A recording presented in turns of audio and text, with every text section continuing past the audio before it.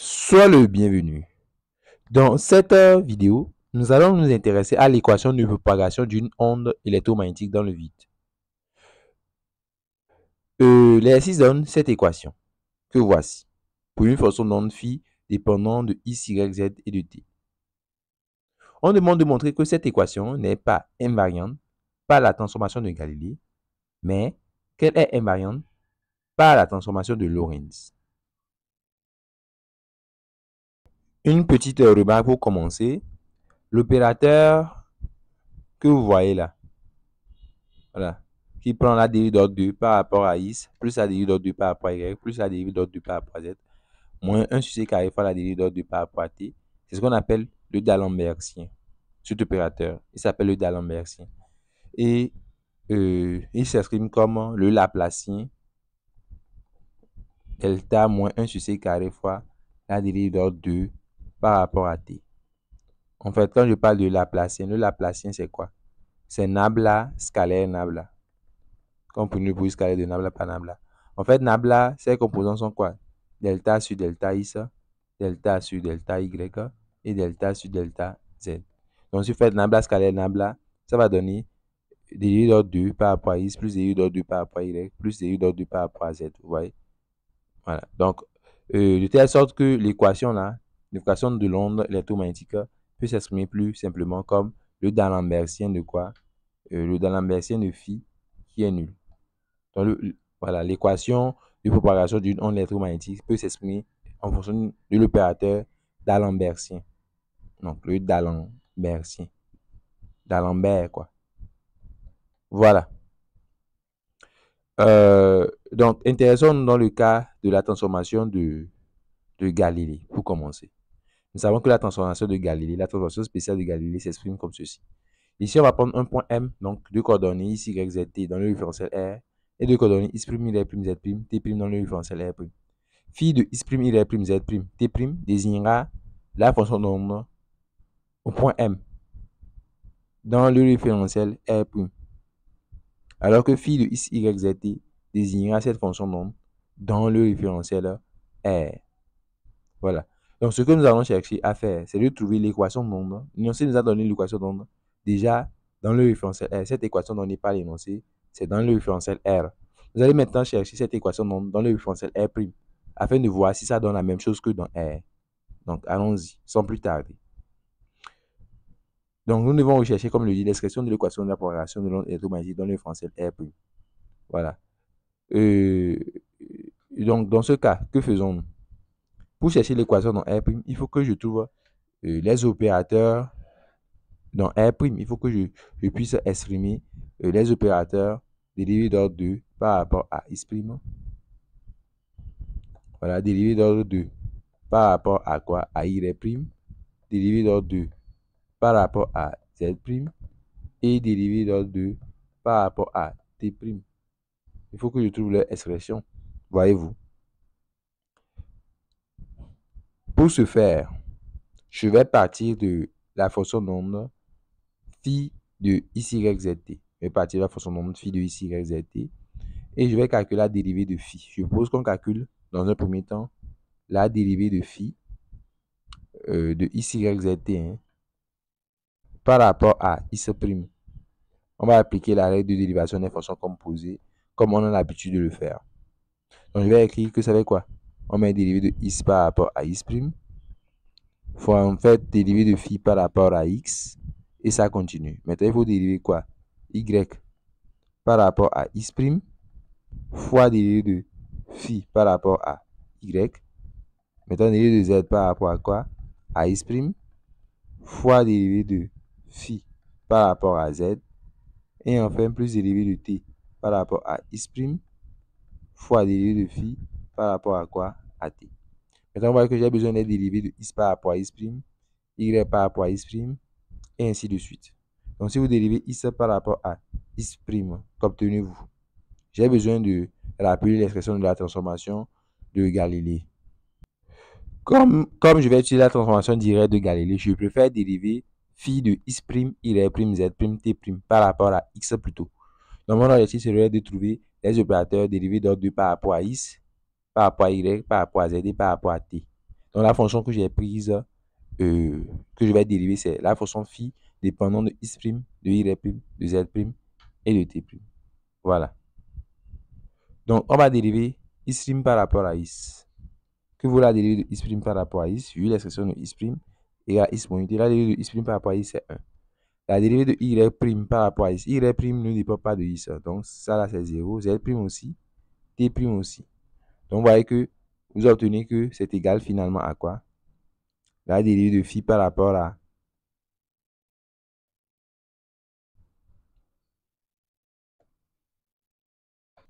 C'est la dérivée de phi par rapport à x', puisqu'il doit y avoir les primes ici. OK? Donc, ça va donner finalement la dérivée de phi par rapport à quoi? À x'. Donc, vous voyez que la dérivée de phi par rapport à x est égale à la dérivée de phi par rapport à x'. Donc, ce qui permet de dire que l'opérateur, voilà, dérivé par rapport à x, c'est l'opérateur dérivé par rapport à x'.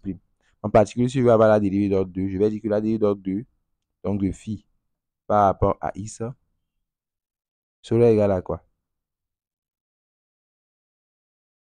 Ça serait égal tout simplement à. Donc, dérivé par rapport à x de la dérivée de phi par rapport à x. Notons que de cette relation, on peut dire que l'opérateur delta sur delta x est égal à quoi? Delta sur delta x'. OK. Et dans ce cas, je vais dire que ça va faire... Donc, je peux remplacer delta sur delta x par quoi? Par delta sur delta x'. C'est ce que ça veut dire. Donc, je remplace... Alors, je peux remplacer dérivé de phi par rapport à x aussi par dérivé de quoi? De phi par rapport à x'. Vous voyez que je pourrais donc avoir égal à dérivée d'ordre 2 par rapport à x' de quoi? De phi. Donc, en ayant ces égalités, vous voyez que la dérivée d'ordre 2 par rapport à x de phi, ça va être la dérivée d'ordre 2 de phi par rapport à x', ce qui permet de dire que les opérateurs dérivés d'ordre 2 par rapport à x et dérivés d'ordre 2 par rapport à x' sont les mêmes. Voilà. On va faire la même chose pour y', z' et t'. Donc, au niveau de y, qu'est-ce qu'on fait? On va dériver phi cette fois-ci par rapport à quoi? Par rapport à y. Voilà, donc vous aurez quasiment la même chose qu'avant, sauf que ici, il faut mettre des y, il faut dériver plutôt par rapport à y. Voilà. Donc, quelle est la dérivée de x' par rapport à y? Vous voyez que x' c'est x moins ut. Donc, la dérivée de x' par rapport à y est nulle. La dérivée de y' quant à lui par rapport à y, c'est 1. La dérivée de z' par rapport à y, c'est 0. La dérivée de t' par rapport à y aussi, c'est 0. Vous voyez que je pourrais à partir de là déduire que les deux dérivées sont les mêmes. C'est-à-dire la dérivée de phi par rapport à y est égale à la dérivée de quoi? De phi par rapport à y'. Ce qui permet donc de dire que l'opérateur delta sur delta y est égal à l'opérateur delta sur delta y'. Donc, bon, comme on l'avait fait avant, l'opérateur dérivé d'ordre 2 par rapport à y doit être égal à l'opérateur dérivé d'ordre 2 par rapport à quoi? À y'. Voilà. Maintenant, il faut faire la même chose pour z. Donc, on pourra dire aisément que de la même façon, on peut établir que la dérivée d'ordre 2 par rapport à z est égale à quoi? La dérivée d'ordre 2 par rapport à z'. On voit qu'au vu de tout ceci, on pourra dire que l'opérateur Laplacien, le Laplacien qui est donné par quoi? Dérivée d'ordre 2 par rapport à x plus dérivée d'ordre 2 par rapport à y plus dérivée d'ordre 2 par rapport à z.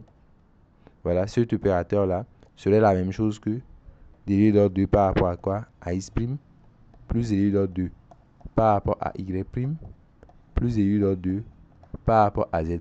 C'est-à-dire que ça serait égal à Laplacien dans le référentiel R'. Donc, le Laplacien dans le référentiel R est égal au Laplacien dans le référentiel R'.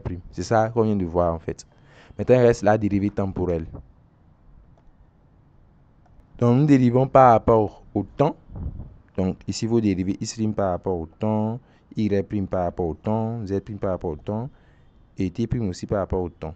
Donc, je veux calculer la dérivée par rapport à t. Donc, isprime par rapport à t, pour commencer. Quand vous dérivez isprime par rapport à t, vous aurez moins u. Donc, ça donne moins u. Voilà, dérivé de phi par rapport à isprime. Maintenant, la dérivée de y pris par rapport à t est nulle. Vous voyez? La dérivée de z pris par rapport à t est nulle. Et la dérivée de t prime par rapport à t est égale à 1. Donc, vous aurez moins u. Ça va plus dérivé de quoi? De phi par rapport à t prime. Donc, c'est ce que nous avons. Donc, avec ça, vous pouvez déduire une égalité sur les opérateurs. Vous pouvez dire que finalement, l'opérateur dérivé par rapport à t est égal à l'opérateur dérivé par rapport à t' moins quoi? Moins u fois l'opérateur dérivé par rapport à is'. Mais c'est l'opérateur de dérivation d'ordre 2 que je veux. Voilà. En fait, je vais dire que l'opérateur de dérivation d'ordre 2 serait égal à. Donc, tu prends juste, en fait, la dérivée d'ordre. La dérivée par rapport à t de la dérivée par rapport à t, quoi, en fait. Donc, il faut juste aligner ça deux fois. C'est-à-dire que, voilà, la dérivée par rapport à t, on sait que ça fait dérivée par rapport à t' moins u fois dérivée par rapport à is'. Voilà, on compose avec la même chose, dérivée par rapport à t' moins u fois dérivé par rapport à is'. Et là, vous développez.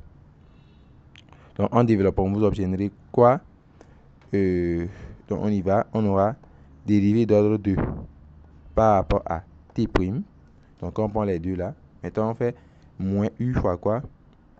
Moins u fois la dérivée d'ordre 2 par rapport à t' et is'. Vous voyez? Donc, on prend les deux là. Ça, c'est une dérivée croisée. Donc, ensuite, on aura quoi? Donc, après moins u, la dérivée d'ordre 2 par rapport à t' is', il y aura encore moins u fois la dérivée d'ordre 2 par rapport à quoi? À is' et t' cette fois-ci. Étant plus à la fin, il y aura u carré fois la dérivée d'ordre 2 par rapport à quoi? À is'. Voilà ce qu'on peut dire. Donc, on peut simplifier cela en supposant que la fonction d'onde est continue. Bon, est de classe 1, on va appliquer le théorème de Schwarz qui stipule l'égalité entre les dérivées croisées, c'est-à-dire la dérivée croisée d'ordre 2 par rapport à t' et is'. On va la prendre comme étant égale à la dérivée d'ordre 2 par rapport à is' et t'. Dans ce cas, je pourrais dire que on aura la dérivée d'ordre 2 par rapport à quoi? À t' moins 2u fois la dérivée d'ordre 2 par rapport à t' et is'. Maintenant, plus u carré fois la dérivée d'ordre 2 par rapport à quoi? À is'. C'est ça l'opérateur dérivée d'ordre 2 par rapport à t. Donc, vous voyez, j'ai tous les opérateurs à ma disposition. Maintenant, je pourrais réécrire l'équation d'onde dans R'. Voilà. Je vais dire que tout d'abord, l'équation d'onde dans R s'écrit comment? Donc, voici l'équation d'onde dans le référentiel R. Maintenant, il faut remplacer pour pouvoir trouver ça dans R'. Dans R', donc, on aura quoi? On remplace la dérivée d'ordre 2 de phi par rapport à is par son expression. On sait que c'est égal à la dérivée d'ordre 2 de phi par rapport à quoi? À is'. La même chose pour la dérivée d'ordre 2 par rapport à y. Donc, ça, c'est la dérivée d'ordre 2 de phi par rapport à y'. La dérivée d'ordre 2 par rapport à z aussi, c'est la dérivée d'ordre 2 de phi par rapport à z'. Maintenant, moins sur c carré fois la dérivée d'ordre 2 de phi par rapport à t.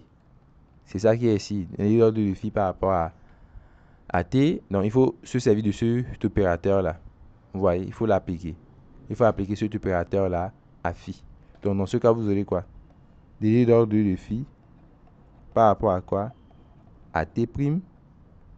Voilà. Maintenant, moins 2u. Dérivée d'ordre 2 de phi par rapport à t' et is'. Maintenant, plus u carré. Dérivée d'ordre 2 de phi par rapport à quoi? À is' est égal à 0. Ça, c'est l'équation d'onde dans R'. Maintenant, on peut réécrire cette équation d'onde autrement en regroupant les choses, 2 à 2. Vous pouvez voir qu'ici, il y a des dérivées d'ordre 2 de phi par rapport à is'. Et vous voyez qu'il y a ça encore de l'autre côté. Vous voyez ça? Donc, je pourrais écrire ça comment finalement? 1 moins u carré sur c carré, n'est-ce pas? 1 moins u carré sur c carré. Voilà. Fois la dérivée d'ordre 2 de phi par rapport à quoi?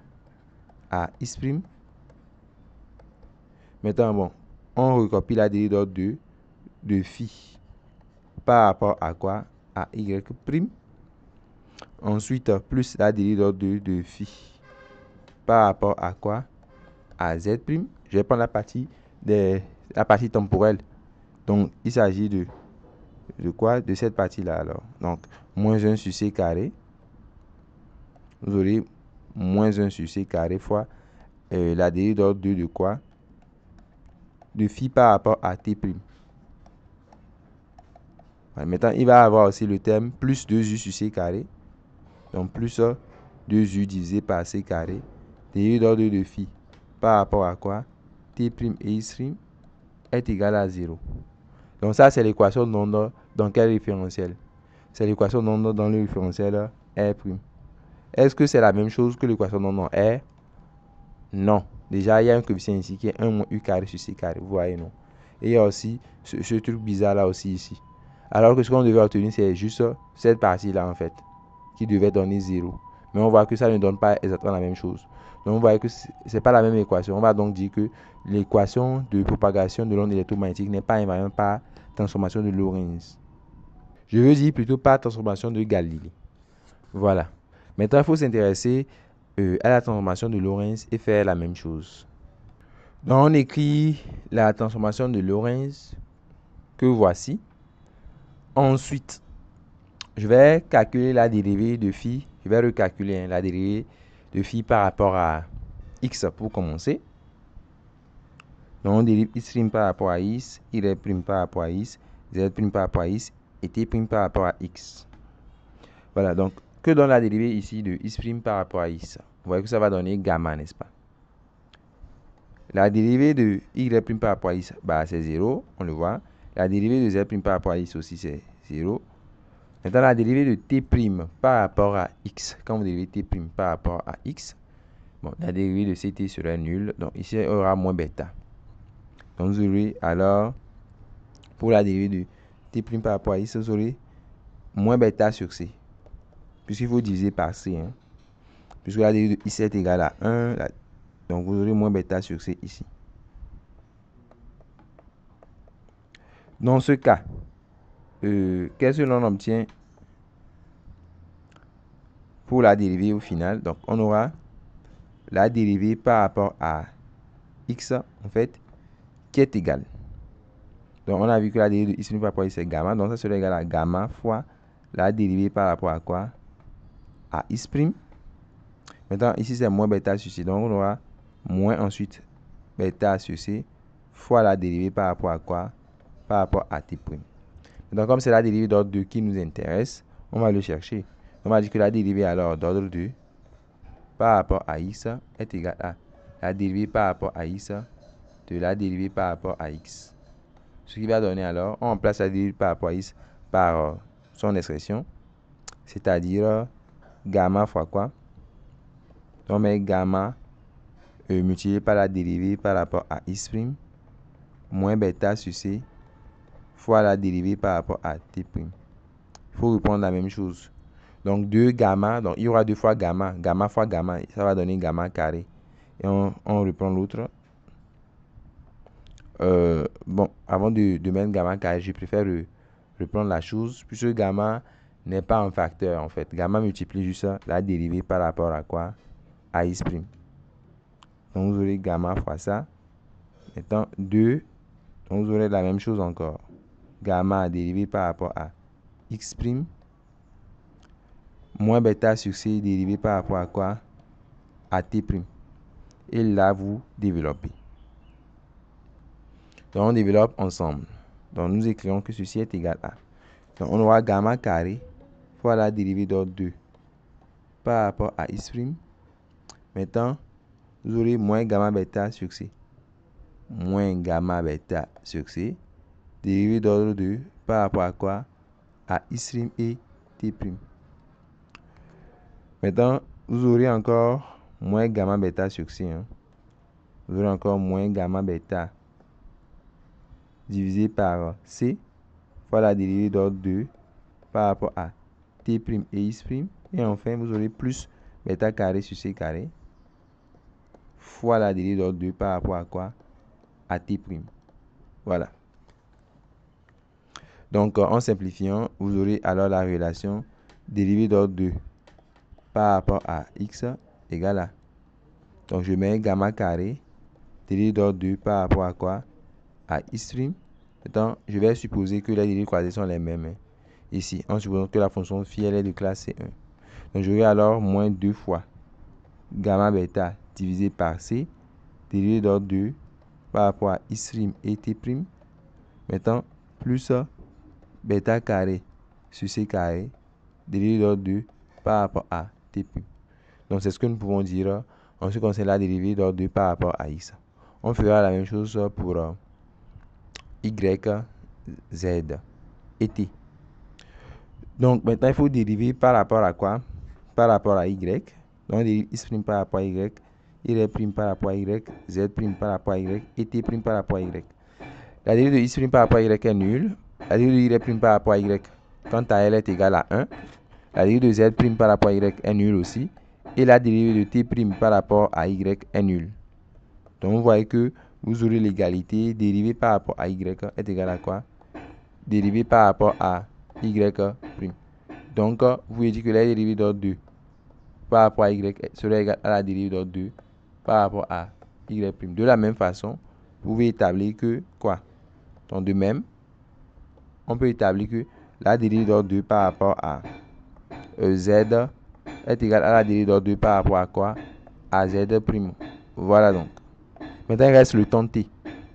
Donc, cette fois-ci, il faut dériver I' par rapport à T, Y' par rapport à T, Z' par rapport à T et T' par rapport à T. La dérivée de I' par rapport à T, pour commencer, quand vous dérivez I' par rapport à T, vous aurez moins gamma bêta C. Vous aurez ici moins gamma bêta C. Y' par rapport à T, c'est nul. Z' par rapport à T, c'est nul. Maintenant, T', quand vous dérivez T' par rapport à T, bah, ça va donner gamma. Après, ça va simplifier par C là. Ça va donner gamma. Et donc, quand vous allez déduire l'opérateur de dérivation par rapport à T, ça correspond à quoi? Vous pouvez dire que dérivé par rapport à T ici, c'est égal à moins gamma bêta C fois la dérivée par rapport à I', n'est-ce pas? Maintenant, plus ça, gamma fois quoi? La dérivée par rapport à T'. Donc, vous pouvez mettre gamma en facteur et avoir gamma facteur de. Donc, dérivée par rapport à T' moins bêta C dérivé par rapport à quoi? À I'. Avec ça, vous pouvez chercher la dérivée d'ordre 2. Voilà.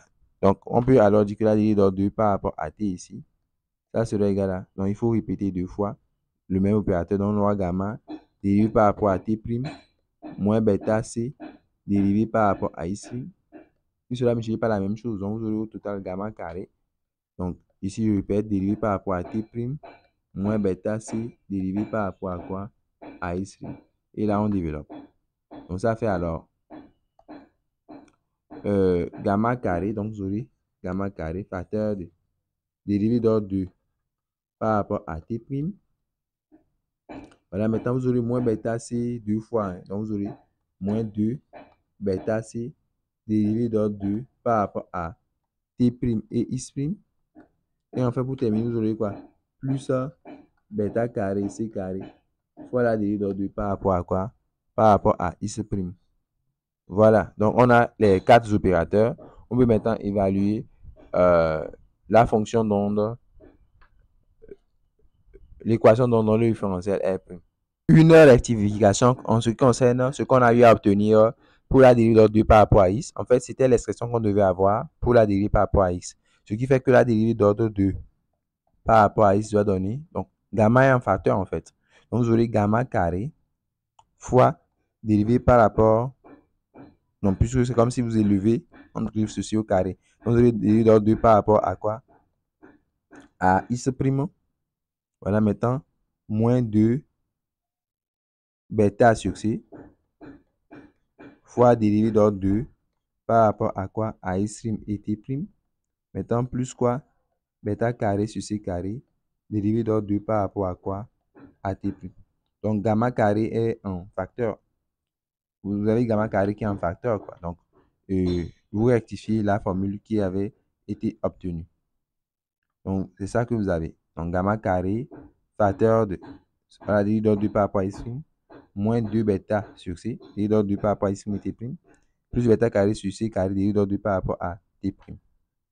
Voilà, maintenant, on peut partir rechercher l'équation d'onde dans R'. Voilà. Donc, quelle est l'équation d'onde dans R tout d'abord? Voilà. Ça, c'était l'équation d'onde dans R. Donc, il faut remplacer maintenant les dérivés d'ordre 2 par rapport à I en fonction de I', Y', Z' et T'.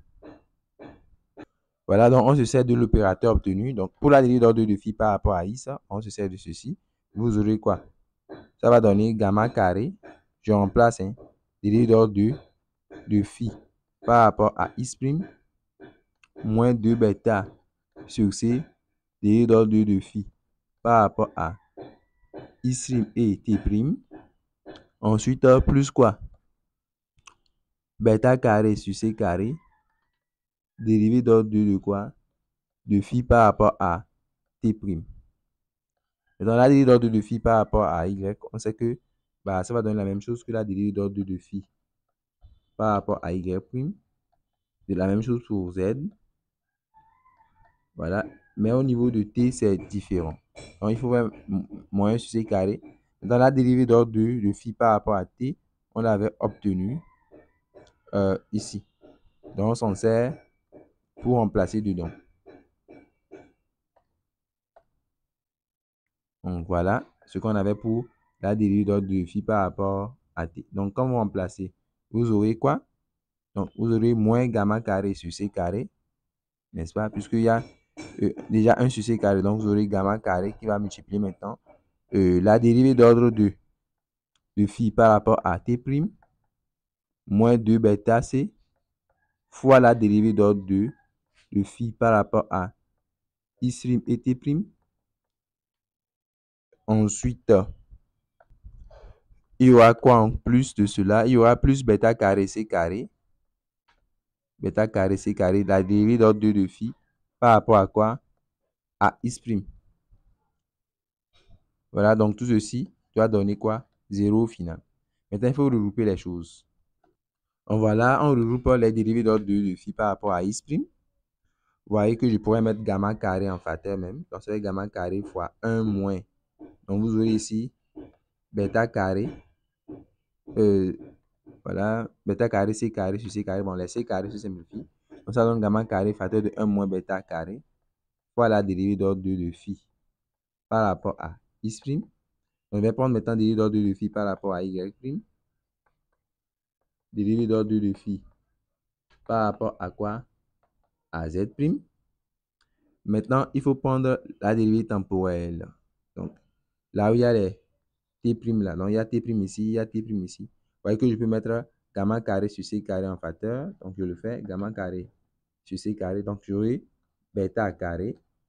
Donc, de l'autre côté, gamma carré sur C carré, il va rester quoi? Moins 1. Donc, fois la dérivée d'ordre de phi par rapport à quoi? À T'. Maintenant, il y a les dérivées croisées qui vont rester. Vous aurez ici moins quoi? Au niveau des dérivées croisées, vous aurez ici le coefficient moins 2 bêta gamma carré sur C. De l'autre côté, vous aurez quoi? Plus 2 bêta gamma carré sur C ici, si vous faites les calculs. On voit qu'ils vont se compenser. Ça va s'annuler en fait. Les dérivées croisées, eux, ils s'annulent. Voilà, ils s'annulent, ce qui fait que voilà, l'équation d'onde s'arrête à ça égale à 0. Maintenant, je vais vous faire remarquer que en fait, quand vous avez gamma, or, vous savez que gamma, c'est quoi? C'est 1 sur la racine carrée de 1 moins bêta carré. Donc, quand vous élevez au carré, vous aurez gamma carré qui est égal à 1 divisé par 1 moins bêta carré. Autrement dit, gamma carré fois quoi? Gamma carré fois 1 moins bêta carré est égal à 1. Donc, et quand vous prenez gamma carré fois bêta carré moins 1, oui, ça donne moins 1. C'est comme si j'ai multiplié par le signe moins. Donc, de ce fait, quand je remplace, alors j'aurai quoi? J'aurai l'équation d'onde qui va être de la forme dérivée d'ordre de phi par rapport à quoi? À I' plus dérivée d'ordre de phi par rapport à Y' plus dérivée d'ordre de phi par rapport à Z' moins 1 sur C carré. Voilà la dérivée d'ordre de phi par rapport à quoi? À T' qui est nul. Vous voyez? C'est ça l'équation dans R'. Vous remarquez que cette équation a la même forme, n'est-ce pas? Voilà donc Nous pouvons donc conclure que l'équation de propagation de l'onde électromagnétique est invariante par transformation de Lorentz, tandis qu'elle n'est pas invariante par transformation de Galien. J'espère que vous avez bien suivi et que vous allez reprendre pour mieux comprendre. On se dit à la prochaine.